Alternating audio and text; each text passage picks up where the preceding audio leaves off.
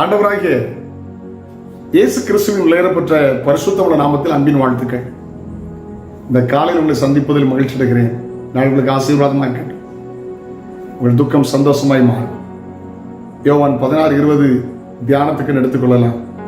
நீங்கள் அழுது புலம்புவீர்கள், உலகமோ சந்தோஷப்படும். நீங்கள் துக்கப்படுவீர்கள், ஆனாலும் உங்கள் துக்கம் சந்தோஷமாய் மாறும். அமெரிக்கா ஜனாதிபதியாக இருந்த கருப்பின ஜனாதிபதி, நேர்த்தியாய் அடிமைத்தனத்தை ஒழித்த ஒரு ஜனாதிபதி, நெருக்கடியான சூழ்நிலைகள் வரும்போது இதுவும் கடந்து போகும் அப்படின்னு சொல்லுவார். அந்த வார்த்தை எங்கிருந்து வந்தது? கிழக்கத்திய நாடுகளில் அரசான ஒரு அரசன் ஒரு நாள் தன்னுடைய அரசவையில் சொன்னாராம், துன்பத்திற்கும் இன்பத்திற்கும் சமமான ஒரு பழமொழி ஒன்றை எழுதுங்கள் என்று, பொன்மொழி எழுதுங்கள் என்று சொன்னார்.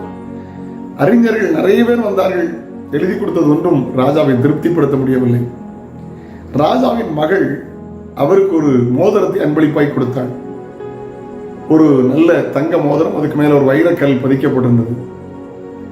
அதுல ஒரு வாசகத்தை அவள் எழுதி கொடுத்திருந்தாள், இதுவும் கடந்து போகும். ராஜா ஆச்சரியப்பட்டு போனார். அவர் சொன்னாரா, இதுதான் துக்கத்திற்கும் சந்தோஷத்துக்கும் சரியான ஒரு மொழி என்று.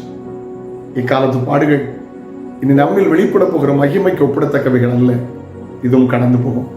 இந்த பிரச்சனை என்னைக்கு நினைக்கிறீங்களோ இல்லை, பிரச்சனை கர்த்தர் முற்றுப்புள்ளி வைக்க போகிறார்.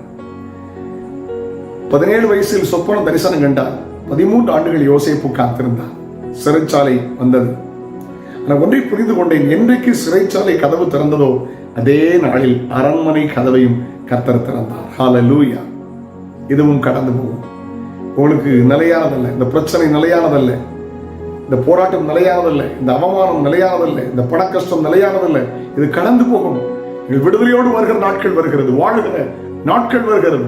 எல்லாம் கடந்து போகும். துக்கம் சந்தோஷமாய் மாறும். ஹல்லேலூயா.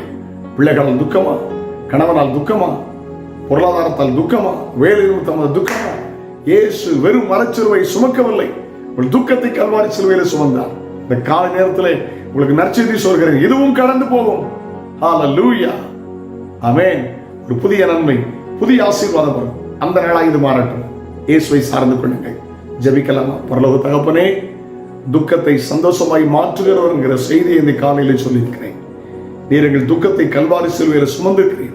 இவர்கள் துக்கம் சந்தோஷமாய் மாறட்டும். ஆசீர்வதியும் இயேசுவின் நாமத்தில் ஜெபம் கேளு பிதாவே. ஆமென், ஆமென். நாளை உங்களை சந்திக்கிறேன். அதுவரையிலும் ஆண்டவருடைய கிருபை உங்களை தாங்கட்டும். God bless you. Have a nice day.